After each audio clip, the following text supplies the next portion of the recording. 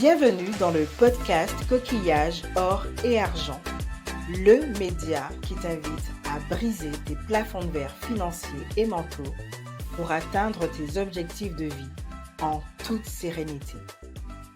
Ici, tu embarques pour une odyssée où la richesse se révèle bien au-delà des pièces et des billets. Au fil des épisodes, nous plongerons dans l'intimité de notre relation avec l'argent. Nous décortiquerons les limites que l'on s'impose à soi-même. Mais surtout, nous mettrons en lumière l'importance de prendre soin de ses finances au quotidien, car l'argent, sujet encore trop tabou dans nos sociétés, a une influence parfois délicate sur notre mindset, notre bien-être et nos projets de vie. Alors, que tu sois en voiture, dans les transports, au bureau, à la plage, chez toi ou même dans les bois, ce podcast est ton refuge sonore. Et chaque semaine, il t'enrichira grâce à un nouvel épisode, solo ou avec invité, de quoi t'ouvrir les portes de la richesse et de l'abondance. Bienvenue à bord de nouvel épisode du podcast Coquillage, or et argent. Je suis ravie d'être là avec vous aujourd'hui, surtout en bonne compagnie, car oui, je suis avec Francis, que j'ai rencontré lors d'un séminaire de blogging. Et de temps en temps, nous nous suivons sur nos réseaux et nous nous rencontrons aussi à Paris. Et j'ai décidé en fait de l'interviewer, ou en tout cas je lui ai proposé, car il avait des choses à dire sur la relation à l'argent. En tout cas, ça m'intéressait d'avoir son point de vue, surtout qu'au vu de son parcours, le fait qu'il ait un pied-à-terre au Panama, en même temps à Paris, qu'il construise des oasis, ça m'a vraiment donné envie de creuser sur mais comment tout cela se finance, comment il finance sa vie et quel est son rapport personnel à l'argent. Donc avant d'aller plus loin, je vais le laisser se présenter de la manière qui lui convient le mieux. Et donc du coup, bonjour Francis et merci d'être là.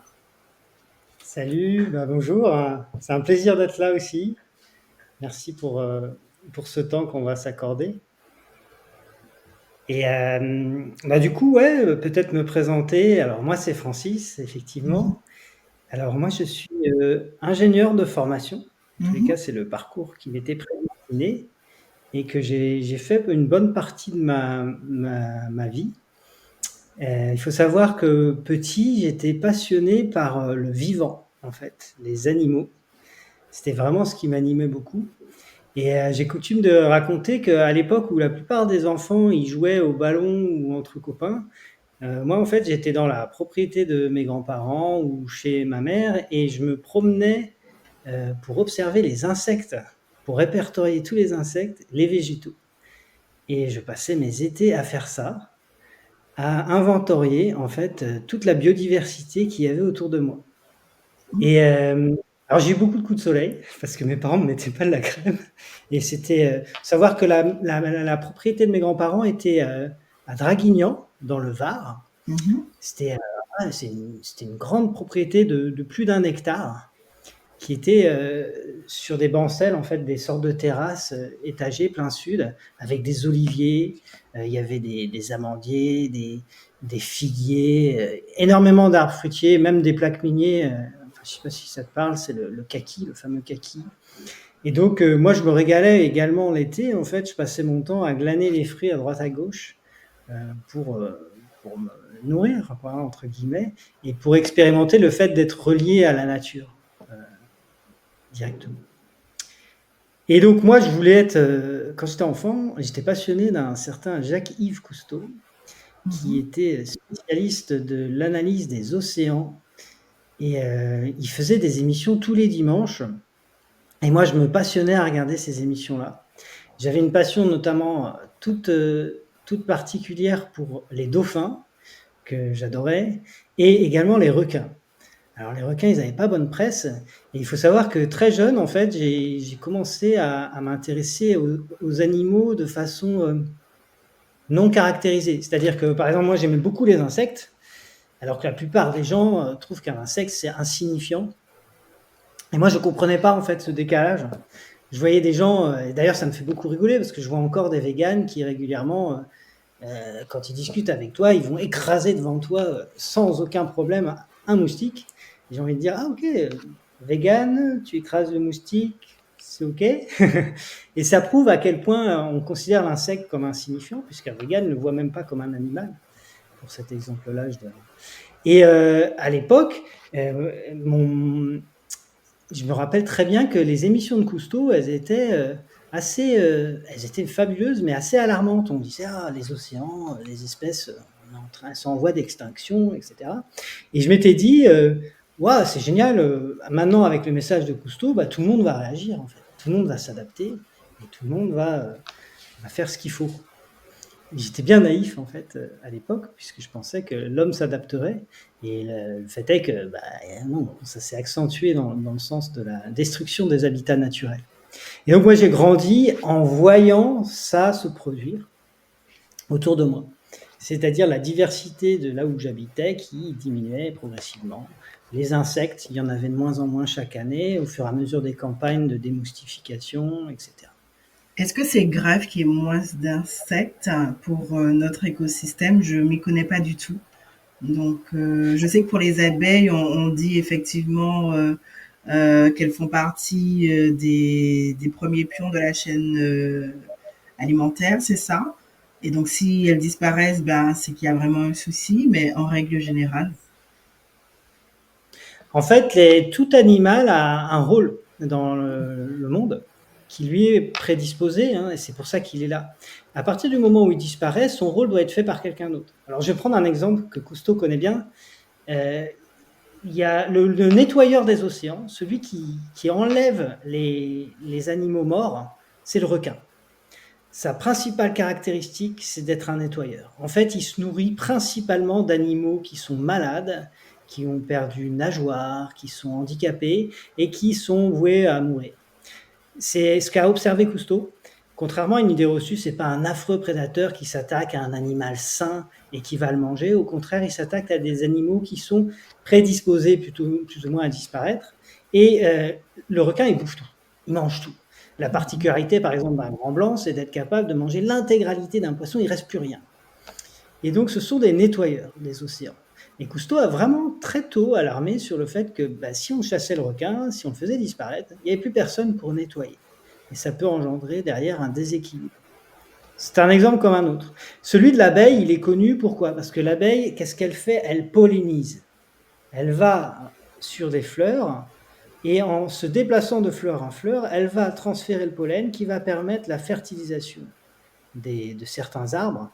Je pense par exemple, prenons un exemple, l'amandier ou d'autres arbres, ils ont besoin d'être pollinisés pour créer de fruits. Ils ne s'auto-pollinisent pas. Et donc l'abeille est un vecteur indispensable de la création du fruit. Du coup, s'il n'y a plus d'abeilles, il n'y a plus de fruits. Voilà, pour un exemple. Mais en fait, chacun a un rôle vraiment essentiel.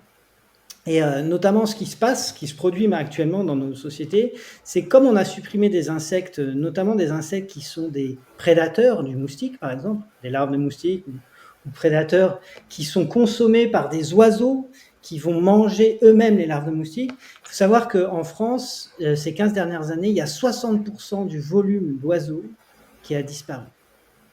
Et ce volume, il est considérable. Et derrière, c'est autant d'oiseaux qui ne peuvent pas agir sur les espèces qui vont prospérer, voire qui vont devenir invasives. Le moustique tigre, notamment, qui s'est installé dans le sud de la France il y a à peu près une dizaine d'années, il n'a plus de prédateurs, donc il va pulluler. Et paradoxalement, l'homme, pour réagir à ça, il va encore utiliser de la chimie qui va détruire effectivement les moustiques tigres, mais qui va détruire aussi d'autres insectes qui contribuent à un équilibre qui fait que il y a une diversité et qu'il y a des prédateurs de ce propre moustique pour réguler. Je finirai juste par une dernière anecdote. Il y a un excellent documentaire qui s'appelle « Comment les loups font revenir les rivières ». En fait, ça s'est produit dans le parc de Yellowstone. Il y a des spécialistes qui ont constaté qu'il y avait disparition de cours d'eau. Et en fait, c'est très simple, c'est qu'ils ont étudié la chose et ils se sont dit, tiens, c'est étonnant, il y avait une présence très importante de cervidés. Les cervidés, ils broutent les jeunes arbres, ce qui fait qu'ils créent des prairies. Et les prairies, en fait, ont tendance à empêcher l'infiltration de l'eau, parce que l'eau va ruisseler beaucoup trop vite.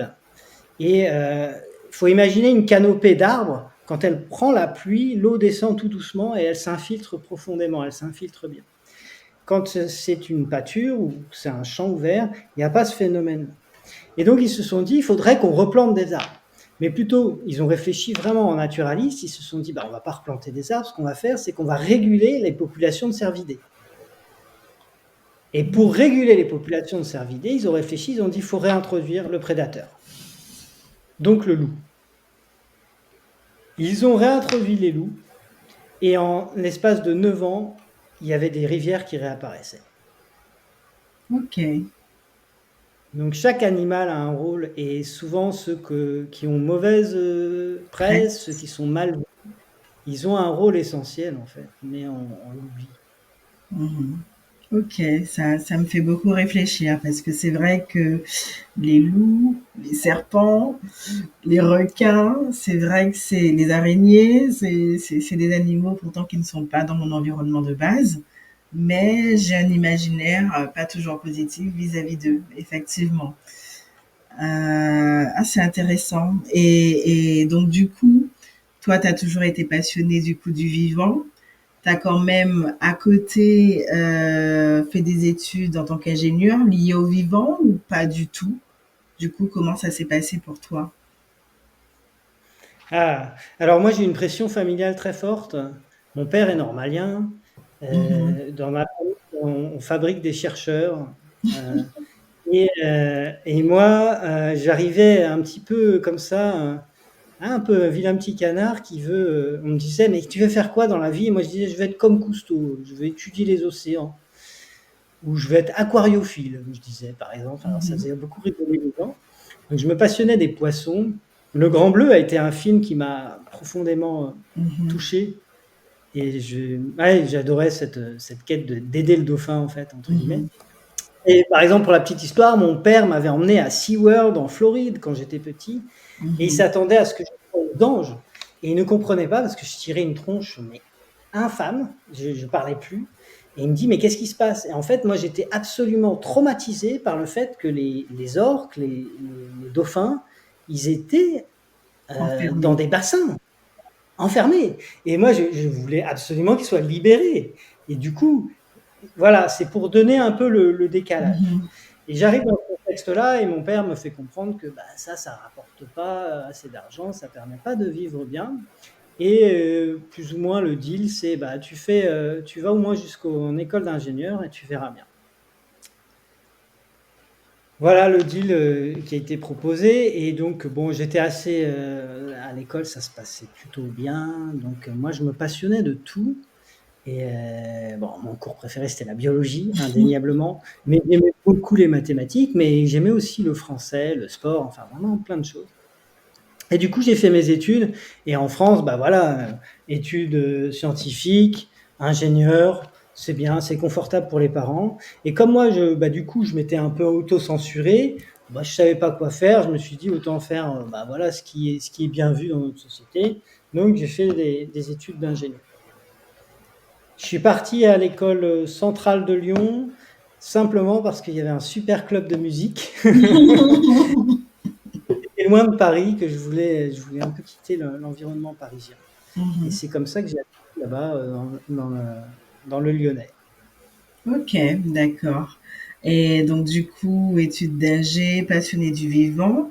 Mais si on revient un peu à ton enfance, au niveau en tout cas de ta relation à l'argent, est-ce que quand même vous en parliez en famille en sachant que tu me dis, ben, il y a des chercheurs, des gens qui sont très dans l'éducation, dans l'apprentissage. Est-ce que l'argent était aussi important ou pas du tout? Hmm. Ouais, alors la particularité, c'est qu'effectivement, dans ma famille, c'était plutôt des chercheurs, mais mon propre père s'est reconverti dans l'informatique quand j'étais jeune. En fait, il a créé sa société de conseil en informatique, l'âge de ma naissance, hein. en 79. Mhm. Et du coup, j'ai grandi avec un papa entrepreneur. Donc, Hmm. je l'ai vu travailler en tant qu'entrepreneur. Il travaillait énormément quand j'étais jeune, je me rappelle. Mais il était quand même toujours disponible. Il arrivait toujours à être disponible. Ce que j'aimais particulièrement dans sa vie d'entrepreneur, si tu me permets de Mhm. développer là-dessus, c'est que certes, il travaillait beaucoup, mais par contre, il pouvait être là à des moments clés parce qu'il n'avait pas de patron en fait. C'était assez chouette. Par exemple, j'étais souvent avec lui le Mhm. mercredi après-midi. On allait jouer au golf, où il nous emmenait au karting. C'était ses grandes passions à lui. Et il nous emmenait avec lui pendant ses passions. Et ce qui était chouette aussi, je me rappelle très bien, c'est que, je ne sais plus quel âge j'avais, mais on est allé voir l'éclipse de soleil qui avait Mhm. eu, je sais plus, au nord de la France. Et il avait pu nous emmener comme ça un jour quelconque où il n'avait pas d'obligation de travailler. On avait pu y aller ensemble, assister à ça. Donc il y avait cette espèce de liberté que je voyais chez lui, qui me fascinait beaucoup.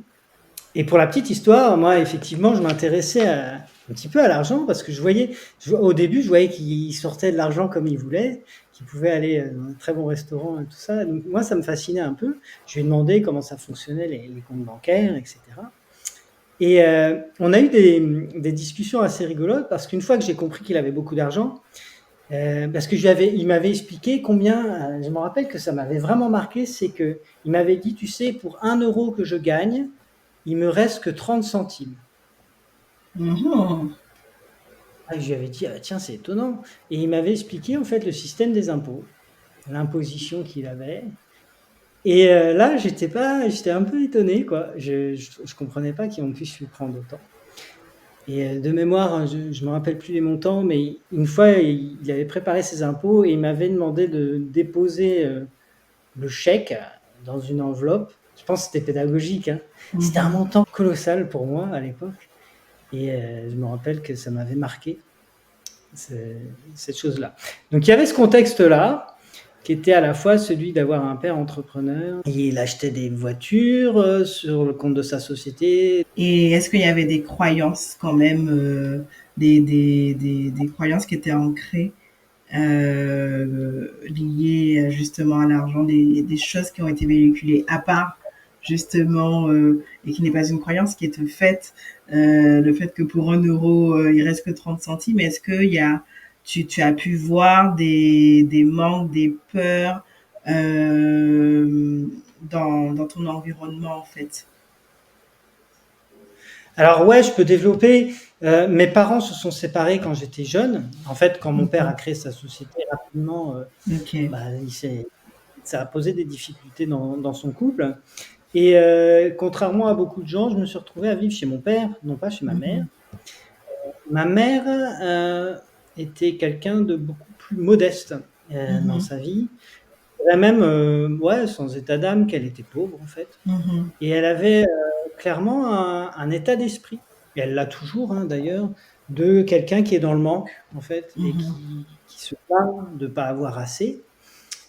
Et de l'autre côté, mon père était entrepreneur et prospère. Donc j'avais cette double vision en fait. Comment Euh, on en- se met en couple en ayant deux visions aussi mais différentes? parce à l'époque, mon père était chercheur quand il a Mhm. rencontré, chercheur au CNRS, et donc il vivait dans un système où il Mhm. était bah, voilà, rémunéré par le CNRS. Mhm. Il avait énormément de temps pour s'amuser, pour faire plein de Mhm. trucs. La particularité des Normaliens, c'est étonnant, hein, il y a certains chercheurs, ils ne font aucune production de résultats pendant 20 ans et ils sont payés gracieusement comme ça à se promener, hein. Ça Ah existe bon? encore.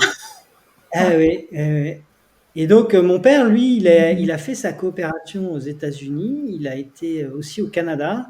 Il était avec ma mère qui est américaine hein, Mhm. de naissance, et ils sont allés à Princeton, une célèbre université américaine. Et à l'époque, à Princeton, il y avait dans un couloir, dans un coin, un projet d'ordinateur. Ils avaient mis un petit ordinateur dans un coin, et personne n'y touchait trop. Et mon père était professeur à Princeton, il donnait des cours, et il s'est intéressé à ce petit boui-boui. Il a commencé à faire de la programmation dessus. Donc, il a été des premiers programmeurs, en fait, dans l'informatique. À l'époque, c'était des cartes à trous, hein. On faisait des trous, on mettait ces programmes en faisant des trous et on injectait la carte pour exécuter les programmes. Il est passionné pour ça et il a décidé de créer la société, donc en 79, une société de conseil en informatique, mais pas que. Il produisait aussi des programmes, notamment pour tout ce qui est système de réservation de billets, de tarification de Air France. Voilà, qui a été un de ses premiers gros clients. Et c'est comme ça qu'il s'est lancé dans l'informatique, avant même tout le monde, en fait, hein. Donc, les premiers à arriver ont pu prospérer aussi. Après, c'est un très bon entrepreneur, il a eu un très bon business model. Voilà, ça c'est pour mon père. Et ma mère, c'était plus une vie simple, que j'appréciais particulièrement. Et on va dire une vision de l'argent qui est plus que l'argent, on n'en a pas besoin de beaucoup pour vivre. Voilà. C'est étonnant venant d'une américaine, non? Enfin, en tout cas, c'est pas l'image qu'on a de l'Amérique et de l'argent. Alors, la particularité de ma mère, c'est qu'elle est née aux États-Unis, mais je la considère pas comme une américaine.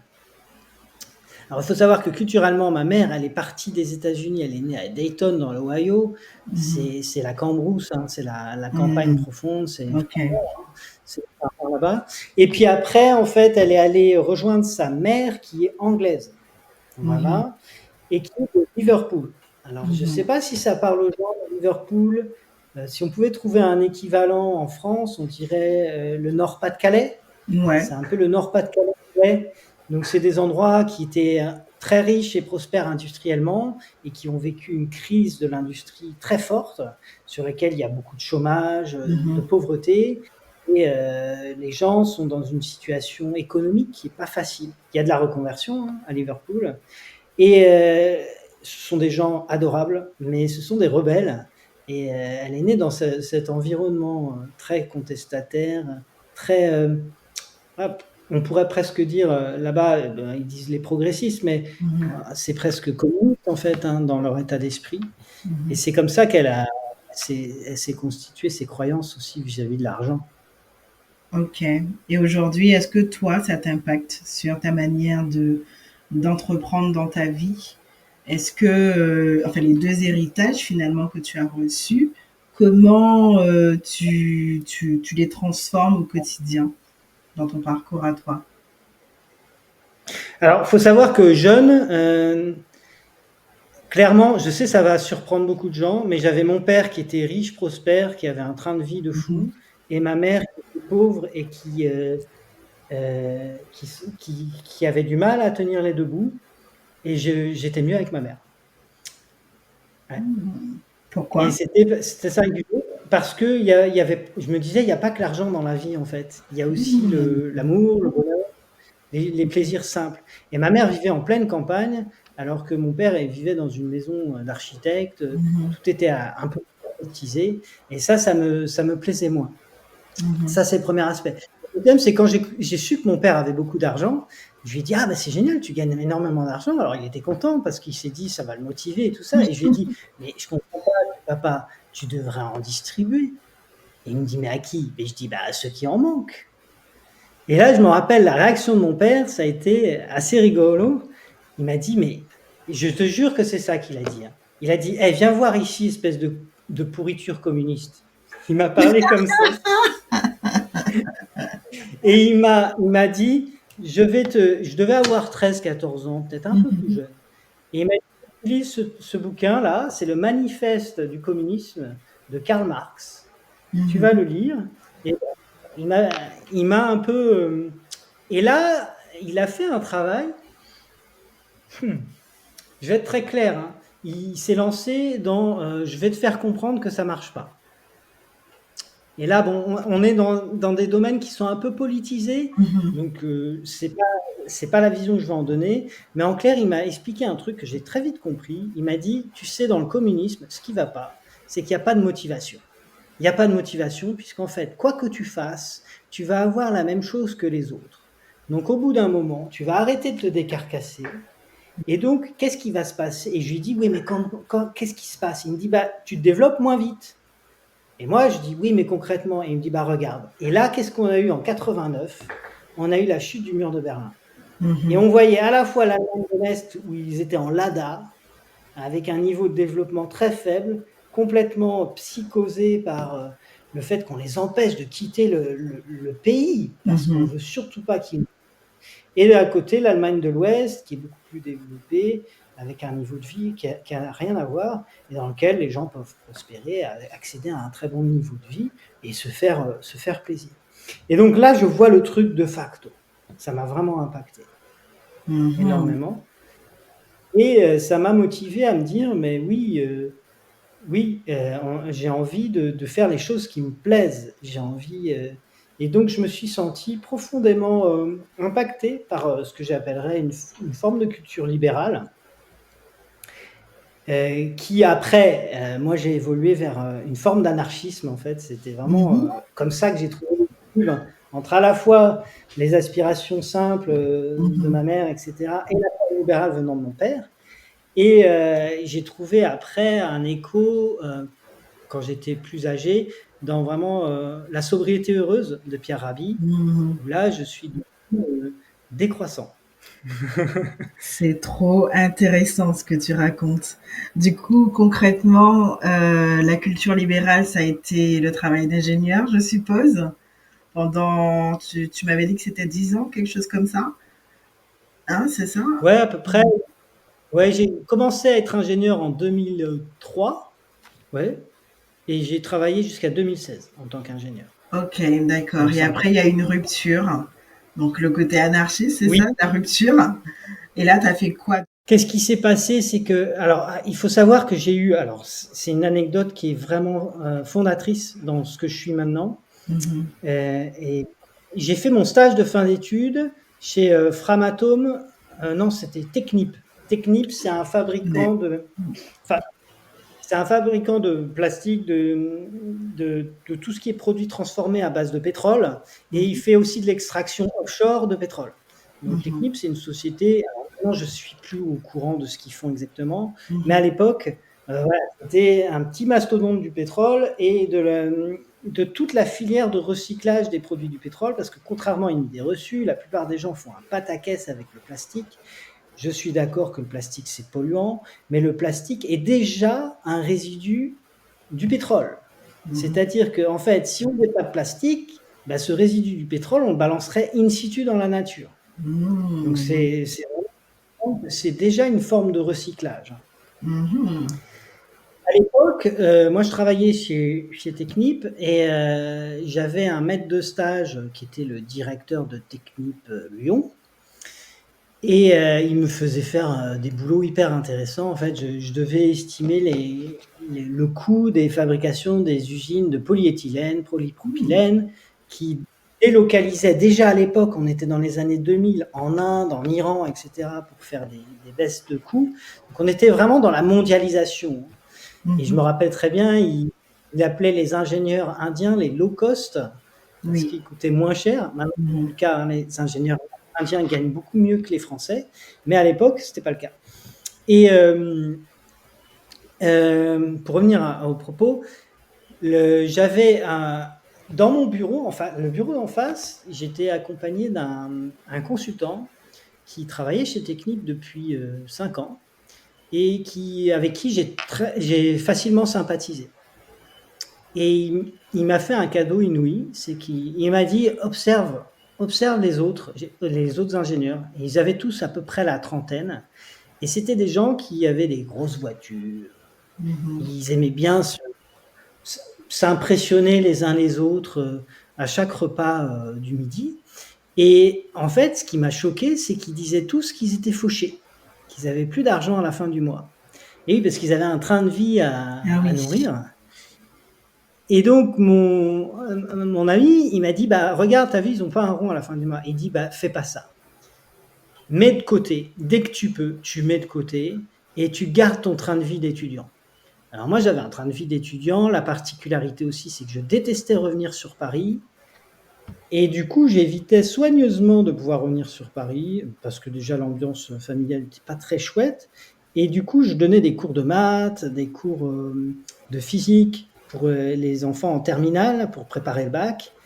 Et je me faisais pas mal d'argent avec ça. Et ça me permettait d'alimenter mon train de vie.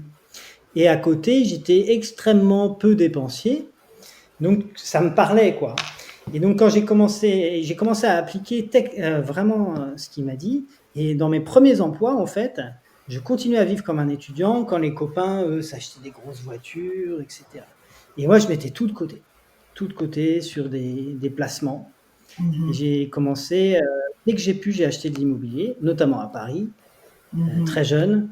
Et c'est des choses, en fait, ça paraît anodin, mais avec ce conseil-là, il m'a surtout dit, voilà, comme ça que tu augmentes pas ton niveau de vie. Et en fait, à chaque fois que j'avais des augmentations de salaire, plutôt que de dépenser plus, eh ben, je prenais un nouveau produit d'épargne. Ok. Voilà. Et c'est fou que tu aies eu cette culture, quelqu'un t'as eu ton collègue qui t'a initié, enfin qui t'a permis d'avoir ce déclic-là, mais tu avais cette éducation financière de base, parce que c'est pas tout le monde qui va comme ça se dire je vais investir. Mais alors là, j'ai pas eu. Malheureusement, mon père m'a pas donné cette éducation financière, parce que je trouve une grosse lacune. Et ma mère non plus. J'ai dû me débrouiller tout seul et j'ai fait des essais-erreurs, hein. Mhm. Forcément, j'ai pris des produits comme des produits d'assurance vie, bon, qui étaient corrects à l'époque, hein, mais je les avais pas pris en diversifié. J'étais sur du fonds en euros. Alors c'est sûr, Mhm. ça rapportait quand même du 8% à l'époque, hein. Donc à l'époque, c'était déjà pas mal, hein. Mhm. Mais c'est sûr que si j'avais diversifié avec des actions, etc., j'aurais pu avoir des meilleurs rendements. Mais voilà, c'est déjà pas mal, hein. Et puis, j'avais pas mesuré aussi l'optimisation fiscale. Quand j'ai retiré pour certains achats immobiliers, j'ai dû retirer des placements que j'avais faits. Et je les ai faits d'un coup. Je me suis retrouvé à payer, je me rappelle, une année. J'étais jeune, hein, je devais avoir 24 ans, à payer 15 000 euros d'impôts sur le Mhm. revenu parce que j'avais foiré mes sorties, en fait. C'était un peu con. Voilà, c'est des choses qui arrivent. Mhm. Et donc, j'ai appris aussi à ça. Et il faut savoir que j'ai eu une chance aussi. Donc mon premier emploi, mon premier vrai emploi, j'étais agent EDF. Je travaillais dans une centrale thermique. Mhm. Voilà. Donc j'étais ingénieur chargé d'affaires. Je m'occupais notamment de tout ce qui était circuit air fumé Mhm. pour la pollution atmosphérique. C'est ça qui me passionnait. Mhm. Et le directeur, voyait les choses différemment parce qu'il, je sais pas, donc le contrôleur gestion de la centrale était parti à la retraite et il m'a proposé le poste. Ok. Et moi, comme c'était le troisième poste que je refusais, j'ai compris que ma carrière allait être singulièrement compromise si je le refusais. Et donc j'ai accepté le poste de contrôleur de gestion, mais à mi-temps. J'ai dit je veux bien, mais je continue à mi-temps mon travail de chargé d'affaires. Et ça a été hyper apprenant.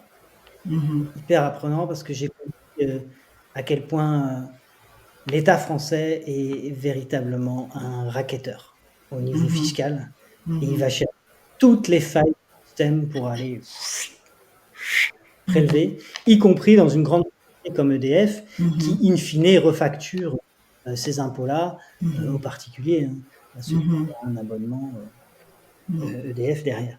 Et donc moi, vraiment, mon travail a été les premiers mois avec l'accompagnement du directeur. En fait, lui, il m'a donné carte blanche. Alors, ils avaient un nouveau logiciel de gestion qui était génial et je voyais tout.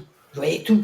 En Mhm. plus, il m'avait donné les codes. Je pouvais voir tout le Grand Est. Il s'était trompé, donc je me suis bien gardé de le dire. Je voyais les Mhm. autres centrales thermiques, comment elles dépensaient. Et j'ai vu l'optimisation fiscale. J'ai proposé pas mal de choses pour optimiser au niveau fiscal, pour aussi gérer les stocks, les dépenses, etc., pour avoir des bons résultats financiers. Puisqu'à l'époque, EDF ouvrait son capital et voulait afficher des bons résultats financiers pour ses actionnaires. Et là, j'ai compris que les résultats financiers, ça pouvait être bidonné à fond, Ah ben ce qui oui. m'a considérablement aidé en tant qu'investisseur pour vérifier Mhm. si la société, elle est transparente, elle parle Mhm. vraiment de ses investissements, ou si elle bricole pour donner des bons résultats, pour verser du dividende, et que, in fine, la société va dans une mauvaise direction, ce qui peut arriver souvent, quoi. Les Oui. entreprises zombies, comme on dit.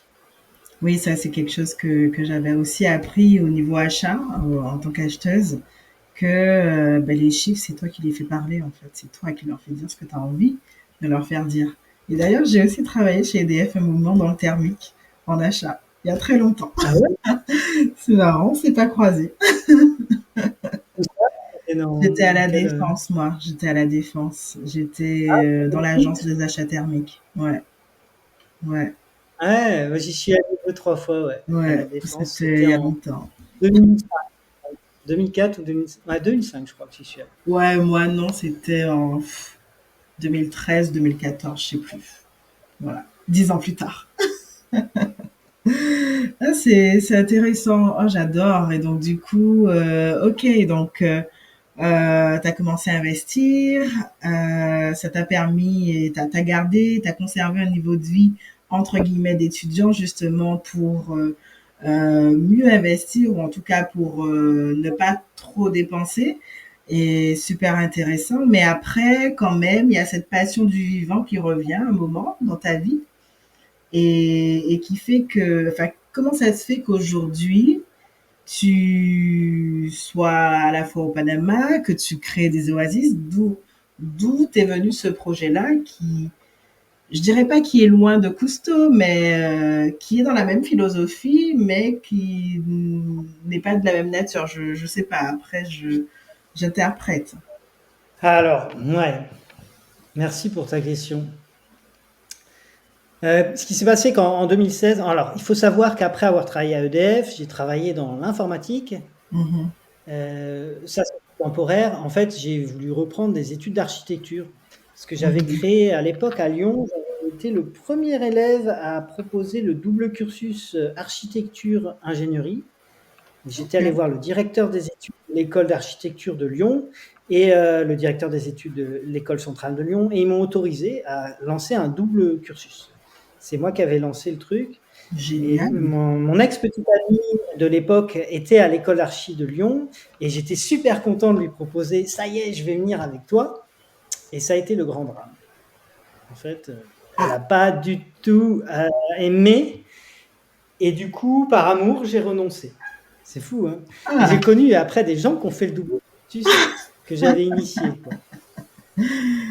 ok, ok, Et ok. du coup, on s'est séparés des années après. On est restés quand même 5 ans ensemble.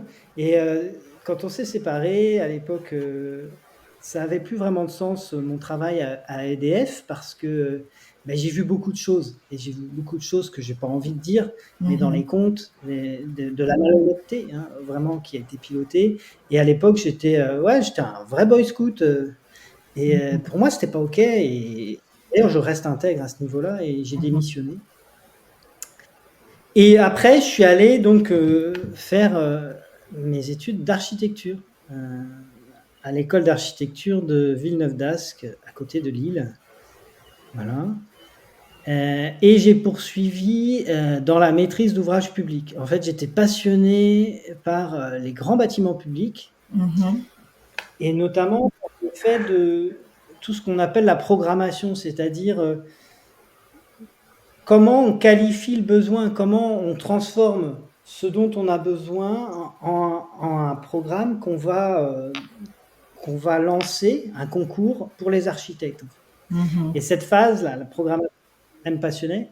Donc là, j'ai passé les concours de la fonction publique territoriale, j'ai été reçu et j'ai intégré un département, le département des Ardennes, en tant que chef du service construction, donc en Mhm. charge de tous les projets de construction de bâtiments publics comme les collèges, les centres médico-sociaux, les gendarmeries.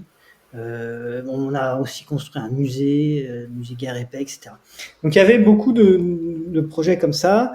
Et rapidement, j'ai évolué vers le poste de directeur du patrimoine immobilier au sein de ce même département. Où là, j'ai pu chapeauter tous les projets de construction, d'acquisition de terrain, etc. Donc là, j'avais une carrière d'agent public, en fait, hein, Mhm. vraiment, qui coordonne les architectes et tous ceux qui participent à la construction. Et là, j'étais passionné par la construction de bâtiments passifs, de bâtiments qui sont économes en énergie, de bâtiments environnementaux. Et donc, en plus des exigences que m'imposaient les élus, je venais mettre ces exigences-là. Et j'ai participé notamment à la construction du premier pôle scolaire, c'est-à-dire on mélange primaire et collège, ce qui ne se faisait pas trop en France à l'époque. Et j'ai fait un bâtiment, on a fait un bâtiment passif, entièrement en bois, dans un bled, un village. Et c'était passionnant, c'était vraiment très très chouette. Il faut savoir que le bâtiment ne nécessitait pas de chauffage en fait. Ok. Simplement Ok. les apports de lumière du soleil. Alors on a mis quand même des chauffages pour vraiment les périodes de pointe, quand ça descend à -15, ça arrive dans les Ardennes. Mais honnêtement, il tournait quasiment jamais en fait. Ok, donc là, tu étais dans cet univers. J'ai l'impression, en tout cas, que tu te sentais bien, en tout cas dans cet univers, parce que tu faisais enfin quelque chose qui avait un peu plus de sens, qui était relatif à la construction de l'habitat, mais aussi de l'habitat respectueux de l'environnement. Qu'est-ce qui fait que tu ne sois pas resté dedans? Ah, très bonne question. Alors, en 2008, qu'est-ce qui s'est passé? Il y a eu la faillite de Lehman Brothers aux Oui. États-Unis. Alors, les gens peut-être n'ont pas mesuré l'impact que ça a eu en Europe, notamment en France, mais il a été considérable. Ok. Pourquoi? Parce qu'il y a une chute des banques systémiques et derrière, Nicolas Sarkozy a décidé de sauver les banques. Je ne sais pas si vous vous rappelez de cette époque-là. Mhm, mhm, Et comment il l'a fait? Il a endetté le pays.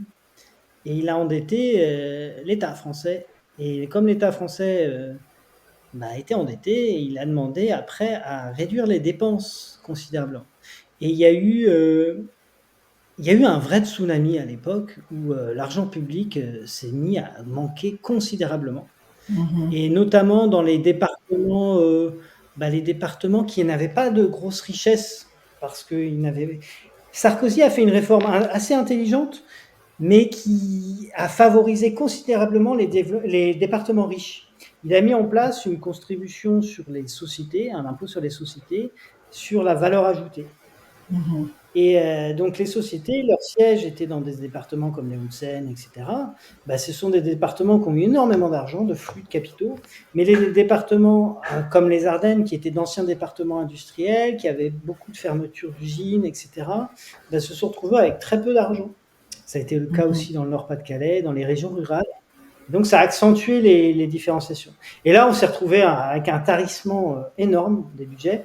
Il faut savoir, quand je suis arrivé au département, les investissements dans les collèges, c'était 200 000 euros par an. Je les ai montés à 3 millions en quelques années.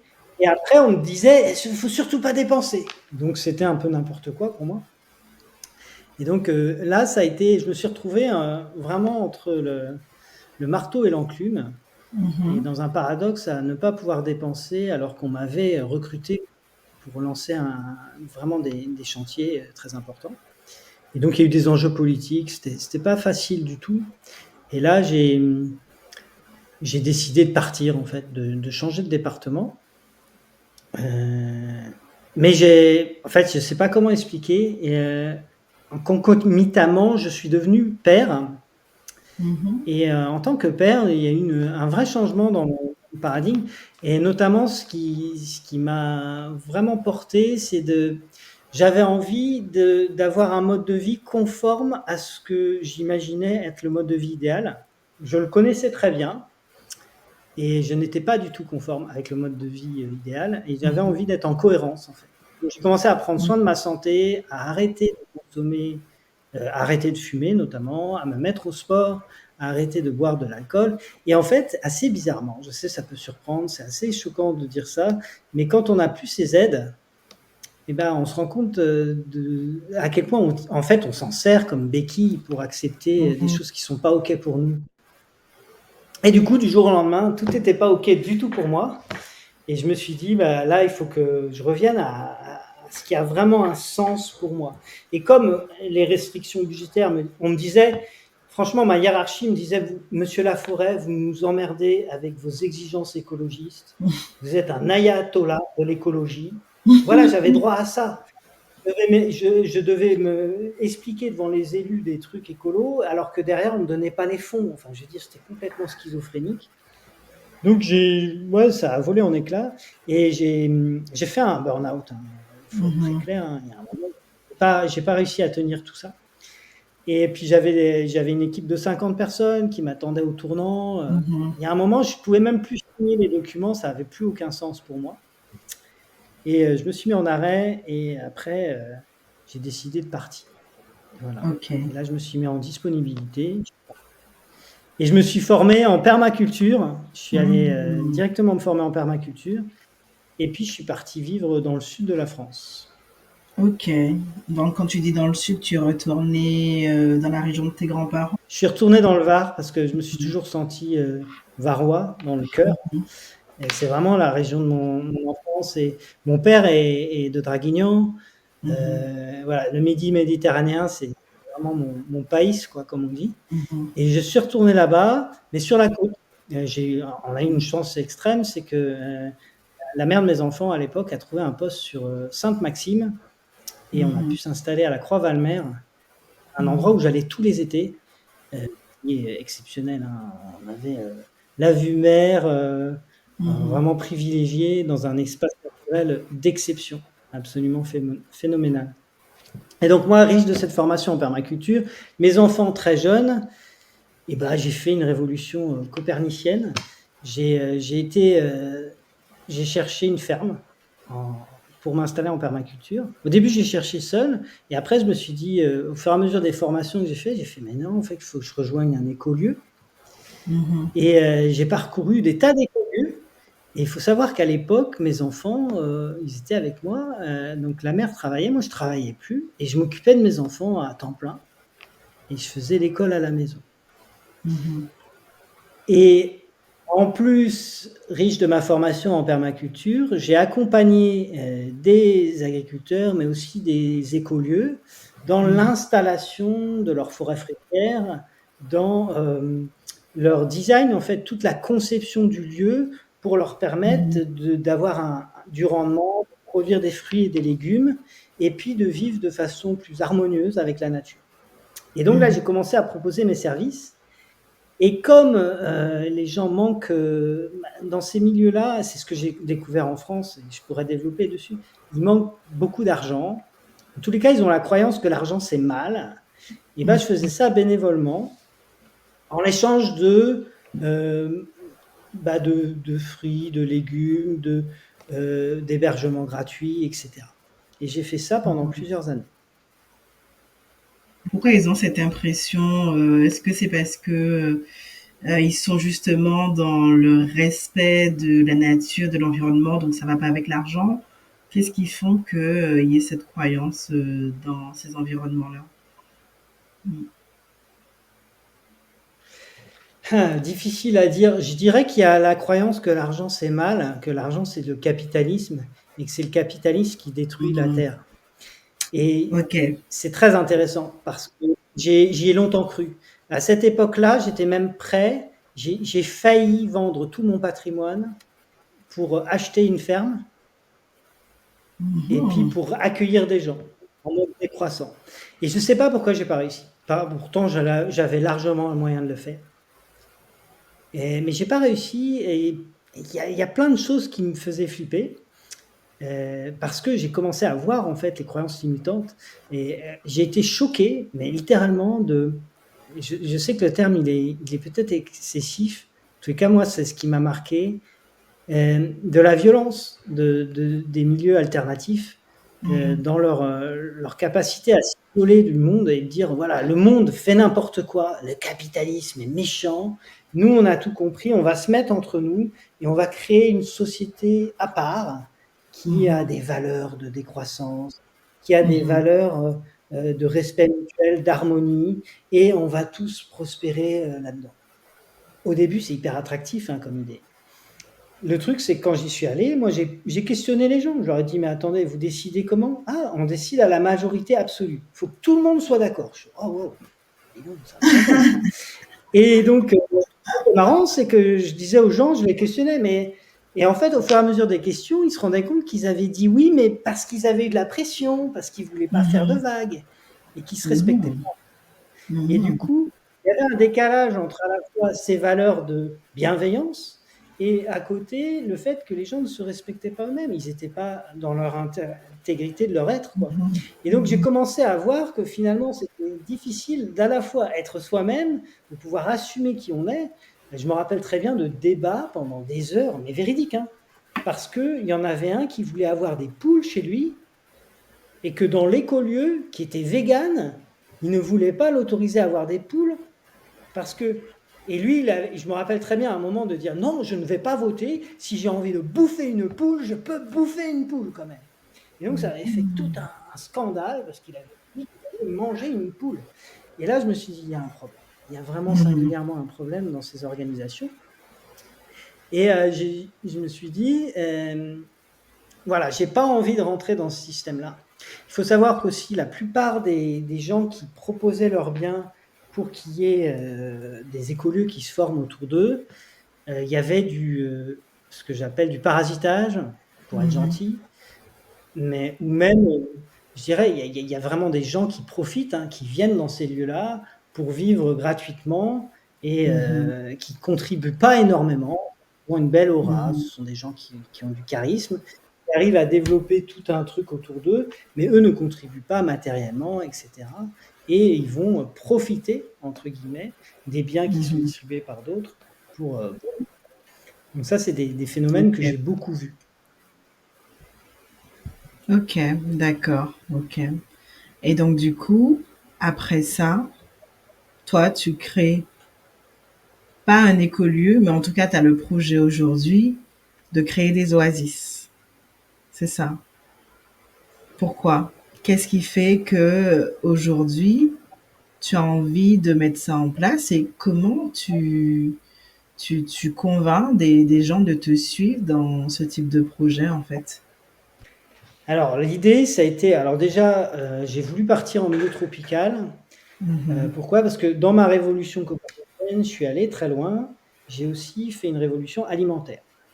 Ok. C'est-à-dire que je me suis dit, OK, si on veut aller vers un mode de vie plus respectueux de la nature, eh ben, il faut se nourrir intégralement de la nature. Ça Mhm. paraît, ça peut paraître dingue, mais en fait, si tu peux te nourrir de la nature, c'est-à-dire que les fruits de la nature, au sens direct d'ailleurs, mais aussi au sens indirect, eh ben, tu en bénéficies et tu ne crées pas de pollution de déchets. Mhm. Quelqu'un qui va acheter un, un cookie dans un emballage en carton avec un petit plastique pour que son cookie soit conservé, il va générer une pollution importante. Il va aussi être demandeur d'un certain nombre de de produits préfabriqués qui vont faire l'emballage. Donc l'idée, c'est de se dire, bah non, moi je vais manger une pomme. Okay, Mhm. et donc le principe, c'est de se dire, je vais manger comme l'homme ancestral. Très simplement, moi, en fait, ce que j'ai étudié, c'est le comportement alimentaire de l'homme avant l'avènement de l'agriculture. Alors, j'ai été formé par Éric Escoffier, qui est un excellent permaculteur, qui lui est un adepte de ça. Il est crudivore sensoriel, c'est-à-dire qu'il mange cru, avec le choix des aliments en utilisant l'appareil olfactif, etc. Mhm. Au début, ça paraît dingue, mais je me suis initié à ça et j'ai découvert que je pouvais avoir une excellente santé et manger parfaitement à ma faim en mangeant uniquement des fruits, des légumes. Après, il y a une partie qui est difficile, je vais en parler tout de suite, c'est l'hiver, la gestion de l'hiver, et puis aussi la gestion de l'apparence physique. Quand on ne mange pas de protéines animales, on devient un peu maigrichon, quoi, entre Mhm. guillemets. Donc ça peut jouer dans les difficultés que j'ai rencontrées. Et donc, je me suis dit, pour gérer l'hiver, bah, et puis de toute façon, le raisonnement est très simple, c'est allons dans le milieu pour lequel l'homme a été conçu. Dans quel milieu il est apparu l'homme, l'Homo sapiens sapiens, c'est dans des milieux tropicaux. Pourquoi? Parce que du coup, on n'a plus besoin de s'habiller, on n'a plus besoin de se chauffer, on n'a plus besoin de tas de choses. On n'a plus besoin de cuisson ni rien. Du coup, on résout aussi les problèmes énergétiques. Et donc, j'ai voulu partir à l'époque en milieu tropical. Je voulais aller à Sumatra parce que j'avais failli récupérer un terrain qu'une femme elle avait accumulé 50 hectares pour préserver les orang-outans. Je trouvais ça génial, l'idée de travailler sur la conservation aussi des espèces, notamment les singes que j'adore. Mais je ne l'ai pas fait pour des raisons familiales. Et du coup, je suis allé vivre au Costa Rica avec mes enfants. Nous sommes partis, c'était en 2019. Alors, j'avais fait un premier voyage d'initiation pendant 1 mois, dans lequel j'avais trouvé vraiment qu'il y avait les conditions parfaites pour m'installer. Et je suis parti en 2019 pour y créer ce que j'appellerais la première ferme expérimentale.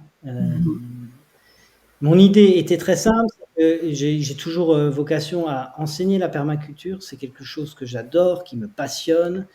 Je continue à accompagner les gens, mais j'avais envie d'avoir mon propre laboratoire pour pouvoir être en cohérence. C'est-à-dire qu'il y a énormément de gens qui forment à la permaculture, mais il faut savoir que pendant plus de 5 ans, j'ai cherché des permaculteurs, j'en ai trouvé quasiment pas. Parce que les gens n'appliquent pas les principes pour des raisons de production immédiate, et du coup, c'est assez rare. Et moi, mon idée, c'était vraiment d'appliquer les principes, et alors je rentre dans le détail, mais comme je suis investisseur et que d'à côté, j'ai pas la nécessité de gagner de l'argent, je peux prendre le temps qu'il faut 3 ans pour installer un système en permaculture minimum, voire plus. Donc, je peux prendre ce temps-là où j'ai pas d'entrée d'argent, mais où, in fine, en fait, au bout des 3 à 5 ans, j'ai mon système qui est productif et ça marche, quoi. Donc, c'est entre guillemets la chance que j'avais et que je me suis autorisé. Et au Costa Rica, j'ai cherché des terrains, j'ai visité beaucoup de terrains, j'ai commencé à chercher des partenariats pour construire, etc. Et il y a eu la Covid qui est arrivée, qui a chamboulé un peu les choses et qui m'a donné 2 éclairages. Le premier, c'est que j'ai compris que je voulais pas monter un projet de laboratoire seul ou même avec un associé, que je voulais vraiment faire quelque chose de beaucoup plus vaste. Et la seconde chose, c'est que quand il y a eu la Covid, j'ai compris aussi ce que c'est l'isolement. Et ce qu'étaient les croyances limitantes, ce qu'était les fonctionnements des personnes et à quel point en fait tout est chamboulé quand il s'agit de la peur. Et je me suis senti incapable de monter un système vraiment résilient d'un point de vue humain. Et je suis retourné en France, je suis retourné dans le Var, et ma seule préoccupation a été d'apprendre à vivre ensemble et de chercher un moyen de pouvoir être moi-même avec les autres et de pouvoir co-construire de façon à être inclusif avec l'ensemble de l'humanité au sens large et non pas de faire un truc isolé dans mon coin. Et il faut savoir qu'à cette époque-là, on pourrait qualifier, tu sais, il y avait les anti, les pro-vax, machin, et moi j'étais ni l'un ni l'autre. En fait, je constituais vraiment une anomalie en tant que telle, parce que voilà, je voulais pas rentrer dans ces catégorisations et j'ai réussi mon truc. Et là, j'ai rencontré une communauté exceptionnelle dans l'arrière-pays niçois, qui s'appelle la Collective de Chalvagne, et qui a été un vrai laboratoire d'apprentissage pour le vivre ensemble et savoir être soi, oser aussi ce qu'on a envie de faire dans la vie. Et j'y ai passé plus d'1 an et mon projet est devenu beaucoup plus clair. Et là, j'ai pu partir au Panama.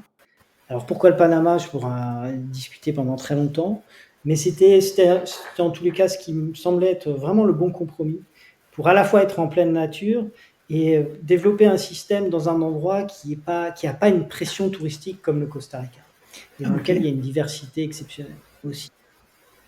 Et donc je suis allé au Panama et avec la ferme intention de lancer le projet d'Oasis, et j'ai eu la chance de rencontrer mon associé actuel, Fabien, là-bas, sur lequel on a pu réfléchir à des modalités. On a travaillé principalement la partie économique. Alors, je ne vais pas rentrer dans le détail, mais grosso modo, mon idée, ça a été de dire, je vais être très simple. À chaque fois que je vois un arbre qui est arraché, déraciné, détruit, un espace naturel détruit, ça me fait un pincement dans le cœur. Et je ne supporte plus ça. Pendant des années, je me suis dit, on détruit les espaces naturels. Mon idée a été de dire, qu'est-ce qui est destructeur d'espaces naturels? C'est les centres commerciaux et c'est l'habitat, principalement. Grosso modo, c'est ça. C'est le développement humain. C'est le développement humain qui détruit les espaces naturels. Et l'agriculture, bien sûr. Et bien, je me suis dit, je vais concilier les trois. L'agriculture avec le système de production en permaculture, où on va produire des forêts fruitières, produire des fruits et légumes. L'habitat, où les gens seront dans l'habitat, mais c'est un habitat où on ne va pas détruire l'environnement, c'est-à-dire qu'il sera non intrusif. On ne va pas mettre d'imperméabilisation. On ne va pas faire des constructions qui mettent du temps à se dégrader. C'est vraiment, on va construire qu'avec des matériaux biosourcés, naturels, etc. Et le dernier point, c'est le point de... En fait, mon idée, ça a été très simple. C'est de me dire, je vais être le promoteur immobilier de demain. Le promoteur immobilier de demain, il ne construit pas un truc en béton, il construit en plein milieu de la nature et il permet de régénérer. Et tout l'enjeu, en fait, de ma ferme, c'est de dire, la ferme, elle est là où tu habites directement. En fait, il n'y a plus question de faire une agriculture délocalisée, l'agriculture est produite sur place. Et là où c'est super intéressant, c'est qu'il faut des gens pour produire. C'est pas du tout. Moi, j'étais dans les écolieux. La plupart des écolieux ne fonctionnent pas parce qu'ils n'ont pas de fermier. Parce que fermier, c'est un travail difficile, harassant, y compris en permaculture. Les gens croient que c'est facile, c'est pas vrai. C'est difficile, ça nécessite de la main-d'œuvre, du temps. Et mon modèle économique part du principe qu'en fait, le fermier, je vais le payer. Ce sera un local. Mais comment je vais le payer dans la phase de transition? Je vais le payer grâce à de l'écotourisme. Donc le lieu, la ferme, va être un lieu pédagogique dans lequel je vais organiser des événements multiculturels, des événements touristiques, des événements aussi, des séminaires dédiés à des professionnels, des retraites alimentaires, du yoga sur le bien-être, qui vont financer en fait l'entretien de ces propriétés qui vont elles-mêmes produire. Et donc on rentre dans un cycle qui s'auto-alimente et qui permet d'arriver à l'autonomie. L'idée étant d'arriver à l'autonomie en 5-10 ans sur ces lieux-là. Et là, éventuellement, on pourrait s'affranchir de faire fonctionner le tourisme de façon permanente et avoir un peu plus de temps où on serait encore moins intrusif sur l'environnement. On pourrait laisser totalement les choses se régénérer. Mais l'idée, elle est là, c'est d'habiter et de régénérer en même temps. Et de prouver que ça marche. Et l'idée, une fois que ça marche, c'est simplement de déployer plein de systèmes comme ça et de former des personnes à créer ces systèmes-là. Et c'est tout le but de l'école que je veux mettre en place, aider les gens à créer des oasis. C'est génial. Voilà. Franchement, c'est un projet mais incroyable. Je m'y vois déjà. Hein. Franchement, en fait, je trouve que c'est tellement bien pensé, notamment pour comment tu fais la redistribution, comment tu permets à des gens de découvrir des lieux sains, à des gens qui sont sur place de pouvoir se nourrir ou vivre décemment aussi, en donnant de leur temps. En fait, c'est génial. Je te souhaite en tout cas d'en faire autant que toi tu le souhaites. Même si je comprends qu'on n'est pas dans la croissance absolue, mais au moins d'avoir des écolieux, pas des écolieux, des oasis, en tout cas, qui répondent à tes attentes et qui respectent le vivant. Oh là là, c'est génial, j'adore, j'adore, j'adore. Oh, l'heure tourne, Francis. C'est ce que je vois. Il y a quelque chose on avait une discussion. Tu m'avais dit que l'argent, c'était de l'énergie. Tu avais dit ça comme phrase. Et c'est quelque chose que j'entends souvent, notamment dans les milieux de la thérapie, du coaching, du bien-être, etc. mais je trouve que c'est souvent dit sans empreinte pragmatique. Je m'explique. On met toujours tout sous le coup de la loi de l'attraction, mais plutôt de l'attraction passive, où on attend sans rien faire, ce à quoi je ne crois pas. Hein. Je pense qu'il faut toujours quand même un peu d'action, être dans le mouvement. Et j'entends beaucoup de gens de ce milieu-là qui disent oui, mais l'argent c'est énergie, il va arriver à toi, tu verras.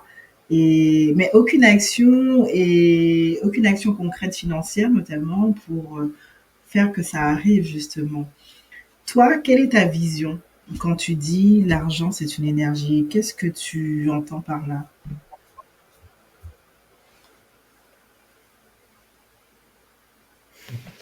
Ouais, on pourra en parler des heures. Mhm.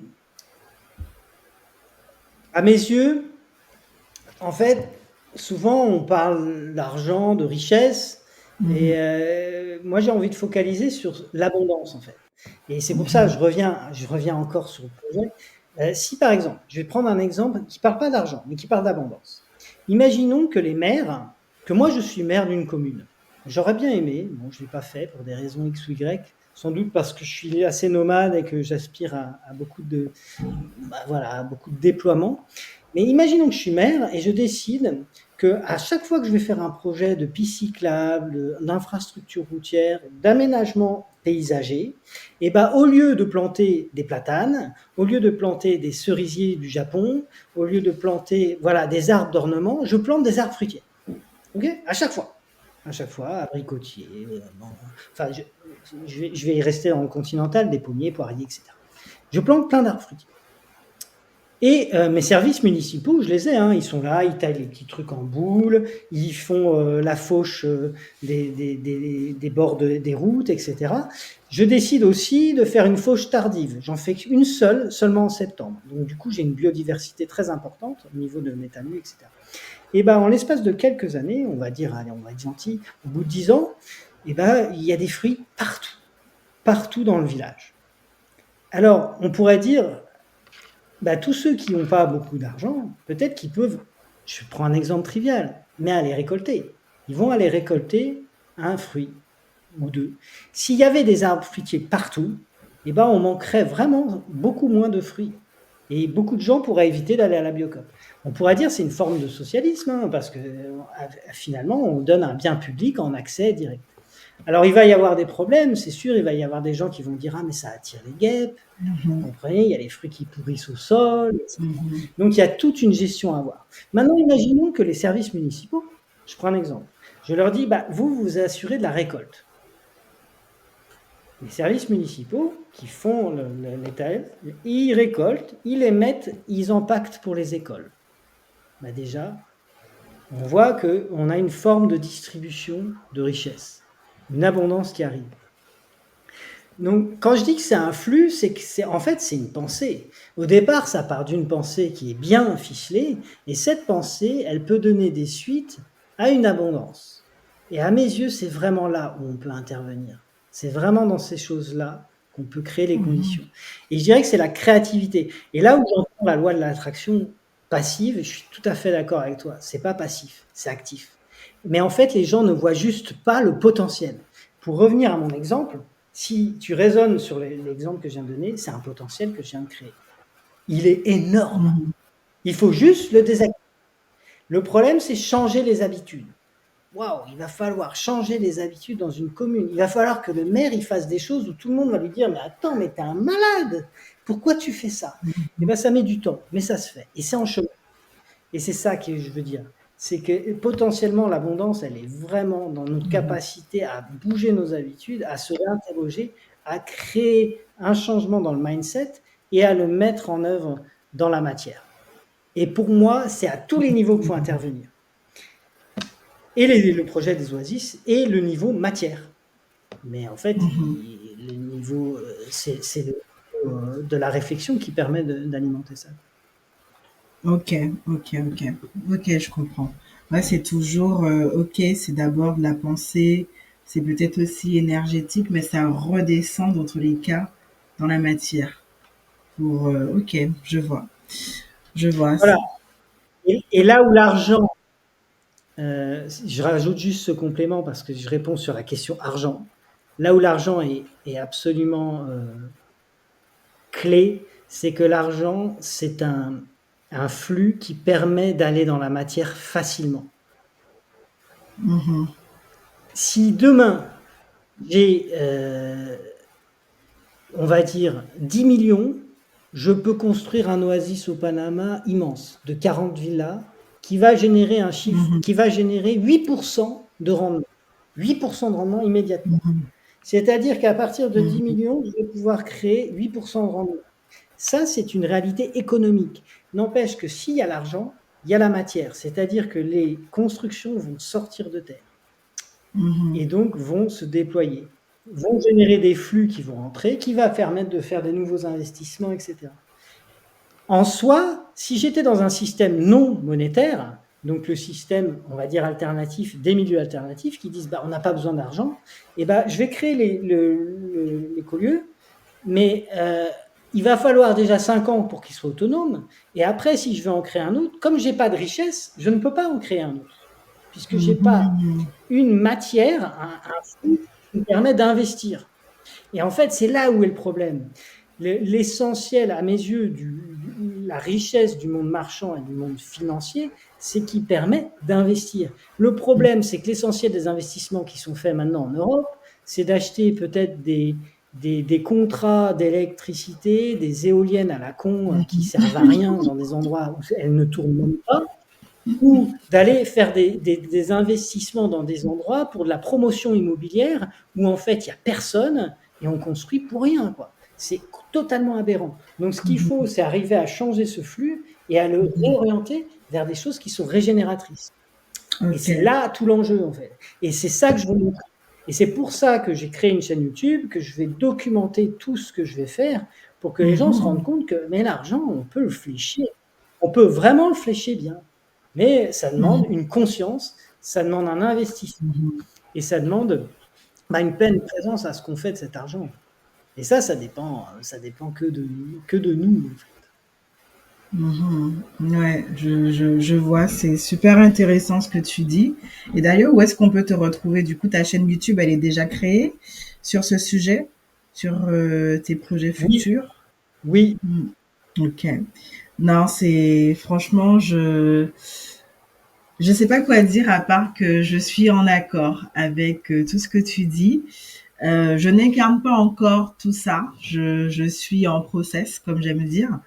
Mais ouais, je tends vers cette philosophie où effectivement l'investissement, qu'il soit financier ou pas d'ailleurs, a un sens et comme tu dis, peut permettre de régénérer en respectant son environnement, le vivant. Donc, ben merci pour ce témoignage, pour cette interview, Francis. C'était très intéressant. Est-ce que tu as quelque chose à ajouter? oui, il y a quelque chose qui, d'ailleurs, c'est un peu l'objet aussi de la chaîne YouTube, c'est qu'il y a vraiment l'aspect, l'investissement communautaire, le déploiement dans la matière, mais à Mhm. mes yeux, il n'a de sens que si nous-mêmes, on est en harmonie avec soi-même. C'est-à-dire Mhm. si nous-mêmes, on se construit une identité propre, authentique, et Mhm. qu'on est soi, en fait. Mhm. Et à mes yeux, la première des démarches, dans toute démarche communautaire, et c'est malheureusement ce qui manque souvent, c'est de faire un travail sur soi, d'apprendre à comprendre qu'on est soi-même responsable de tout ce qui nous arrive et que c'est pas le monde qui est hostile et nous on est victime, mais bien que nous en soi on a toutes les composantes pour influer sur le monde. Et une fois qu'on a compris ça, qu'on arrive à le vivre, alors on ne le vit pas tout le temps. En permanence, on est ramené dans des croyances limitantes. En permanence, on va se revictimiser. Mais quand on y croit et qu'on s'attache à ça, eh ben, on contribue à un déploiement beaucoup plus harmonieux, beaucoup plus Mhm. riche. Et à mes yeux, qui est vraiment la clé, en fait. Être soi, après tout, c'est important. C'est vraiment ça la clé, Ouais. c'est de s'amuser et de vivre une vie Mhm. épanouie. Donc voilà, c'est pour ça que sur ma chaîne, je propose aussi des tips, des partages sur comment être soi, comment vivre en harmonie avec soi-même. Elle s'appelle Présence au Mhm. monde et c'est bien pour montrer aussi cet aspect-là. C'est qu'on peut être présent au monde, construire dans la matière que si on l'est avec soi-même, quoi. Présence au monde, j'adore. Oh, j'adore. Ok. Alors, Francis, on arrive à la fin du podcast et j'ai 3 questions bonus à te poser. La Ok. première, si demain on te disait que l'argent n'existait plus, qui serais-tu et que ferais-tu? Ok. Bon, ce qui est bien, c'est que si l'argent n'existait plus, je serais le même. Et en fait, je me suis vraiment posé la question, et c'est dingue de le dire, mais je m'y suis préparé en fait. Donc, je sais, alors je sais me nourrir des plantes comestibles. Donc, en tant que père, en plus, je me suis formé pour pouvoir survivre avec ma propre famille, dans ma responsabilité de père. Et je sais où aller, dans quelles conditions, je sais, j'ai la résilience, même si je sais que ce sera un sacré challenge, que ça va, bah, pour moi, ça va être vécu comme une perte, puisque j'ai accumulé de l'argent et j'ai pas de honte à le dire.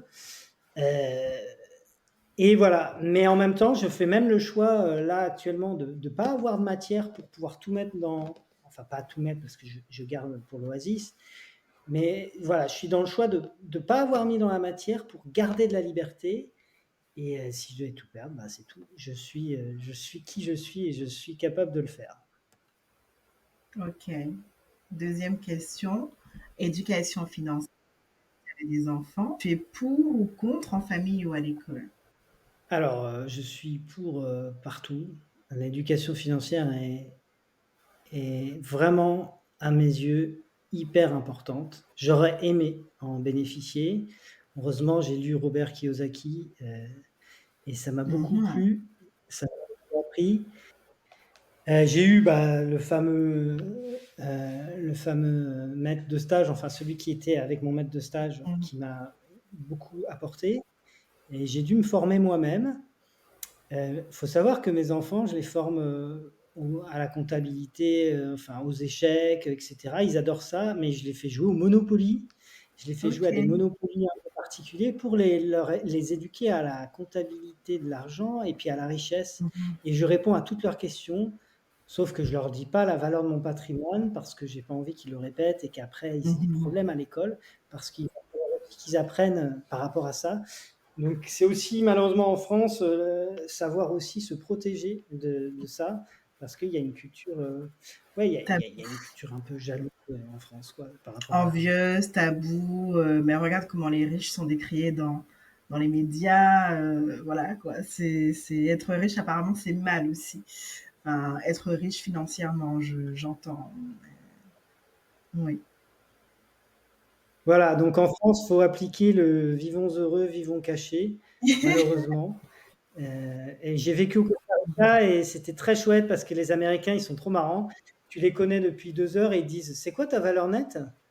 Ça me fait beaucoup rigoler. S'ils voient que tu es Excellent. intéressant, ils te demandent ta valeur nette, quoi. Combien tu pèses D'accord. financièrement? Et tu peux leur Combien répondre, tu payes? ils vont te répondre, si elle est grosse par rapport à eux, ils vont se dire, waouh, génial, mec, putain, il faut qu'on travaille ensemble. Pour eux, quelqu'un de plus riche, c'est une opportunité d'apprendre. Ça, j'aime Ok. beaucoup. Ok. D'accord. Ok. Ok. Bah, écoute, la dernière question, je pense que on en a un peu parlé, mais c'est où est-ce qu'on peut te retrouver? Donc, tu m'avais dit sur ta chaîne YouTube, sur ton blog, Présence au monde. Est-ce que tu as d'autres réseaux ou, par exemple, si les gens veulent voir tes oasis, y aller ou y investir, comment ils te contactent en fait? Ouais, alors effectivement, pour l'instant, le blog et la chaîne YouTube, c'est plus des partages de ce que je fais et puis Mhm. d'inspiration. Pour ce qui est spécifiquement aux oasis, j'ai un site web pour l'oasis du Panama qui, qui décrit l'oasis, qu'on a monté avec mon partenaire pour obtenir des financements. Donc pour l'instant, il est en construction, mais dedans, il y a le détail. Donc je peux te Mhm. donner le lien. Et là, actuellement, je vais faire le premier oasis en Thaïlande. Donc on est en train de Mhm. définir bien les besoins. On a le terrain. C'est un terrain plus petit, il fait que 2 hectares, donc on est sur 70 hectares au Panama. Mais ce sera un beau projet aussi qu'on veut faire en Mmh. priorité, pour des questions en fait, beaucoup d'investisseurs nous demandent, un proof of concept. Ils disent: «C'est très bien ce que vous dites, mais ça existe pas». Bah oui, on n'en a pas Mmh. fait pour l'instant, donc forcément, il faut en commencer un.